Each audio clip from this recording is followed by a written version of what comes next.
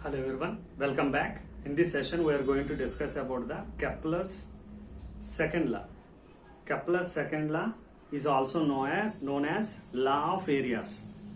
See, in previous one we have discussed about the first law. First law is law of orbits. Every planet revolves around the sun in an elliptical orbit. And here law of areas. Second law is about law of areas, and in this, when a planet moves in an orbit, the radius vector sweeps equal area in equal interval of time. We know that the planet revolves around the sun in an elliptical orbit, as sun at one of the foci. Yes, you consider the sun here, as this is the major axis and this is the minor axis, and here planet is supposed to be here. So the radius vector sweeps equal area. So here this is a radius vector.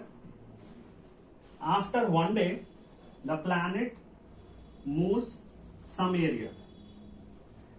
So now this is the radius vector. So it is sweeping some area. This is the area that's swept by the planet in one day. Now if you consider one more situation here, consider the earth here at this place. So this is the radius vector. After one day, it moved up to some point here. So this is the radius vector, and this is the area what it have swept. So Kepler says that this area and this area are equal. The planet sweeps equal area in equal interval of time. So if you consider here, the velocity of the planet is v1. If you consider here, the velocity of the planet is v2, and radius is here r1, and here it is r2. That means, and consider this as position 1 and consider this as position 2. At position 1, the area is half v1 r1, and in the same way that is equal to the area swept at position 2, half v2 r2. Half v1 r1 equal to half v2 r2. So by this we can write it as v1 r1 is equal to v2 r2, or v1 by v2 is equal to r2 by r1, and here v is inversely proportional to r. That means, see, as it is near to the sun, here it will the velocity will be more here, and here it is far away from the sun. So here the velocity of the planet will be less. Here this is the what we call is, when it is near to it we call it as apogee, and when it is far away from the sun it is perigee. So at the apogee the velocity will be maximum as the radius is very less, and at perigee as the radius is more, the velocity will be very small. So it covers very a small distance here, it will move very slowly here, and here as the attraction is more, it will move very fastly. But the area which is swept by the planet is equal in equal interval of time. That is given by Kepler. And in one more thing we can discuss like this, how the angular momentum of the two areas are equal, or how the angular momentum is said to be constant. So for that, again, major axis, minor axis, sun at one of the foci, and you consider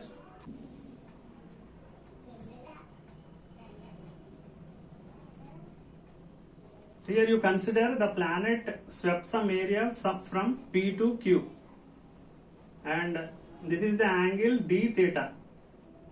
P to Q, it has swept the area, and the angle is d theta, and the radius is r. So here if you consider the distance, as the distance is so long, here we can consider this as a straight line. This is a straight line, and sun we consider this as origin as O. So here the distance covered is r d theta. So area, the small area covered in small interval of time, dA by dt is constant. Small area covered in small interval of time, dA by dt is constant here. And if you consider this as a triangle, now this is a triangle now. In triangle POQ is a triangle. So from the triangle we can write it as half base into r into, and this one height r d theta. So we'll get half r square d theta, and this is the area swept by the planet. If you consider this area with respect to time, dA by dt equal to half r square d theta by dt.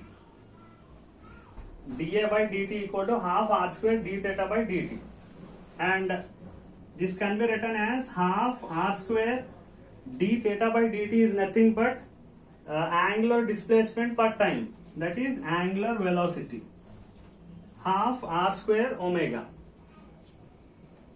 And now if you multiply with m, half m r square omega by m, if you cancel m and m, again we will get the same equation.